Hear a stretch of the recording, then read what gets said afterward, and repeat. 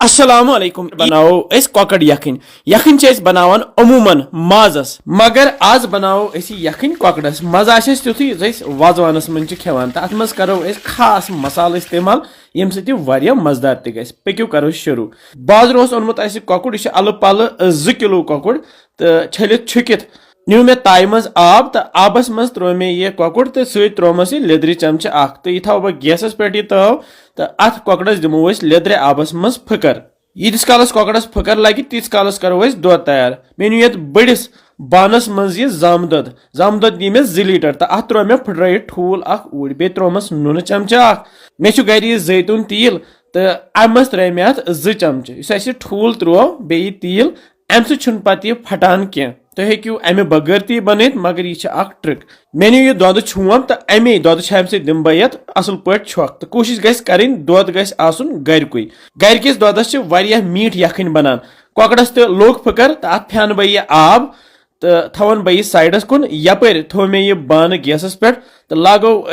लगातार खलन खलन दिन तो यह दिमो तुत काल खलन खलन युत काल वन ये ग्रह ये पेवान हेस करुन नत फटान तो वन हेजन ये ग्रह कहें तुम वुचान यह वन ग्रकान तो तल थो गैस लोत तो लथि पे लागो वन तैयार करुन यपर तिलस मज कॉकड़ तलान युत काल यह कॉकड़ तलन यह तुत काल बनाओ मसाल मे त्रे न्यामि मज कह रोहन फल बे अदरक प्यूत तो रोहन फल त्रो हना ज्यादा पहम तो अमे पत पेस्ट बन त्रो ये दोदस सती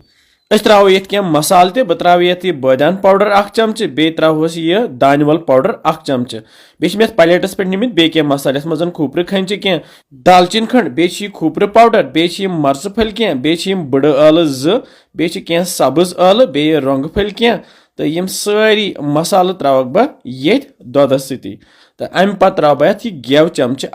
रलावन बह ये दोदस सती अम सत मज़ गसान तो हेक्यू गेव बगैर ति बनित बे त्रा बह यह होख पुदन पाउडर ये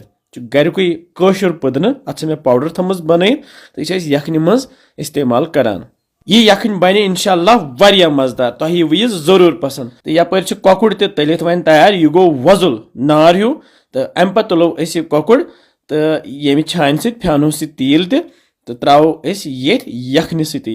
अगर माज गोने दुत माजस फकर अमे पत त्रो फकर लगित ये दोदस सती तो बनो माज यखन मे तुल अमे तिल मज तिल चमच तो यह त्रो मे पे तो लागो वन रलावन तो वन पूर पे कसन मतलब यह गि पूर पे वन पाकन युन करो यह लथि पे तैयार युत काल वन यह रस त मोटे तो हेक्यू आब कतर त्रित मगर बह कर आब इस्तेमाल कहें यह मुट्रावन वन लथि पे यथ कॉकड़स तुले मे सीन तान थोद तिम थे मे कवल मज तिमन बनाओ ब्या सुन तो यखन वन तैयार वुच यह मोटे वन तो बे बने यह शुबदार तो इंशाअल्लाह आसत मज तुम बनजो यह जरूरी यखन बनावन कलाकारी तो अत मन सब्र थवन वारिया जरूरी तो ये तुम सब्र थो ये आराम सान बनयु यह बन वारिया मजेदार तो वमेद तुह तह अजिच यखन पसंद आम लेखान तुम कत पे वुचान सान वीडियोज बिहु रबस हवाल।